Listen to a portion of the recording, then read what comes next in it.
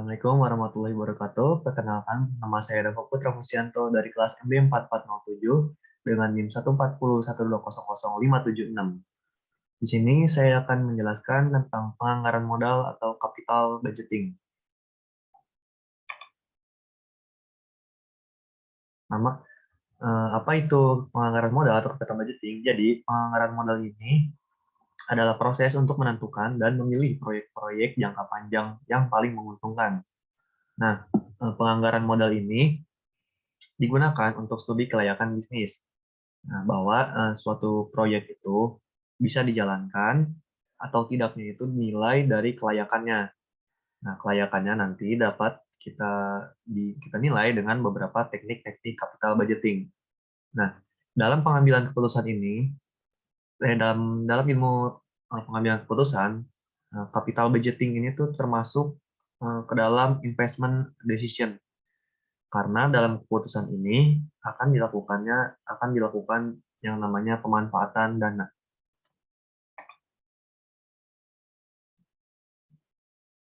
Sebelum menilai kelayakan proyek, di sini saya akan menjelaskan dulu bahwa terdapat dua jenis proyek. Yang pertama itu ada independent proyek.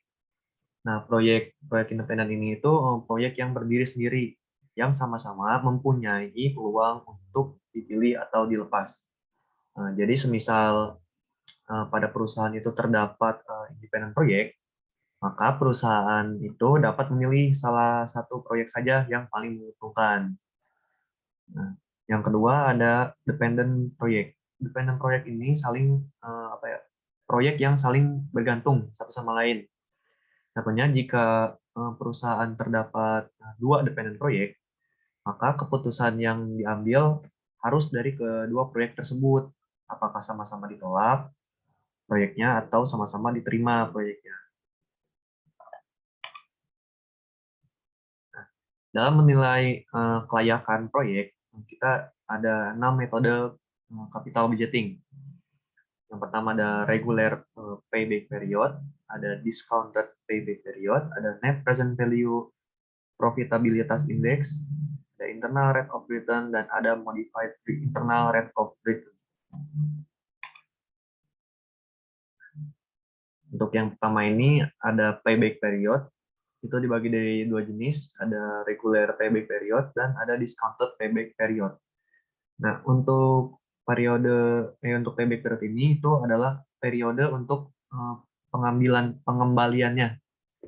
Jadi dalam metode ini nanti akan menunjukkan seberapa cepat sih proyek tersebut akan balik modal. Semakin rendah payback period, maka akan semakin baik.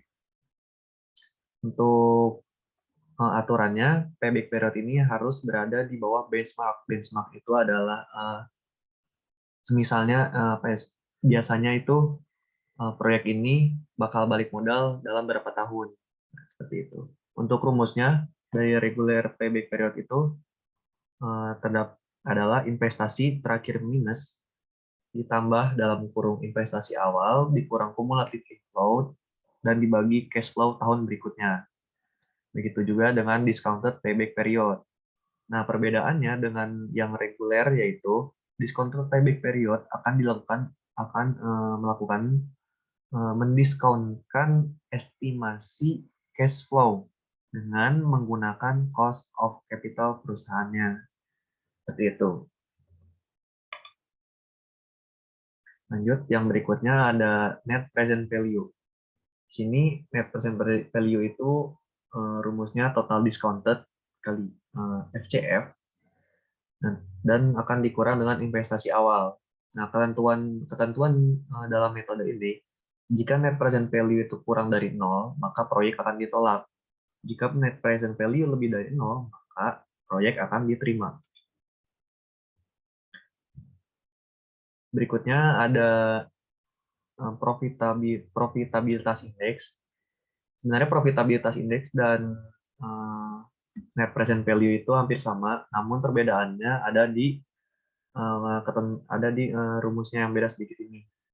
Jika di net present value, total discounted FCF itu akan dikurangi dengan investasi awal. Namun jika di profitabilitas indeks, total discounted FCF-nya itu akan dibagi dengan investasi awal. Nah, ketentuannya, jika profitabilitas indeks itu kurang dari 1, maka proyek akan ditolak.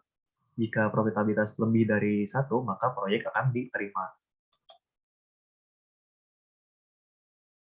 Nah, berikutnya itu ada internal rate of return.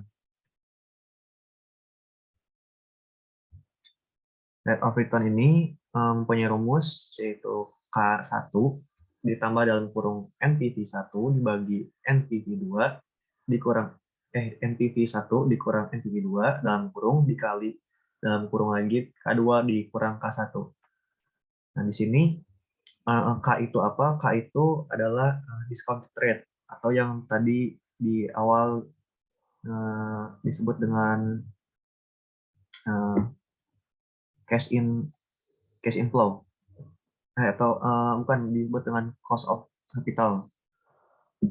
Nah, berbeda pada metode internal rate of return ini diperlukannya ada K2, yaitu discount rate yang berikutnya.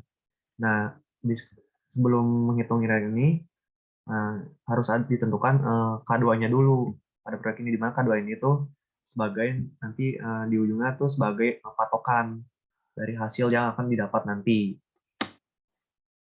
Ketentuan untuk internal rate of return ini, jika IRR itu lebih kecil daripada K2 dan K1, maka proyek akan ditolak. Jika IRR lebih besar dari K1, maka proyek akan diterima. Bahkan jika lebih dari K2 pun akan lebih diterima proyeknya. Berikutnya ada modified internal rate of return. Modified internal rate of return memiliki rumus, yaitu sigma T sama dengan 1 N CIF ditambah 1 tambah COC pangkat N min T dibagi dalam kurung 1 ditambah MIRR pangkat N, di mana CIF ini itu sebagai cash inflow atau FCF tadi. Lalu COC ini itu sebagai cost of capital atau discounted rate, atau K atau I yang tadi disebutin. Lalu di sini ada T itu sebagai periode tertentu. Lalu ini ada N itu sebagai lama proyeknya berjalan atau total periodenya. Nah, MIRR ini adalah yang akan kita cari nanti. Nah, ketentuannya jika MIRR lebih besar daripada K atau I atau discounted rate tadi, maka proyek akan diterima. Jika MIRR lebih kecil daripada K, maka proyek akan ditolak. Sekian dari pembahasan saya. Mohon maaf apabila ada kesalahan. Wassalamualaikum warahmatullahi wabarakatuh.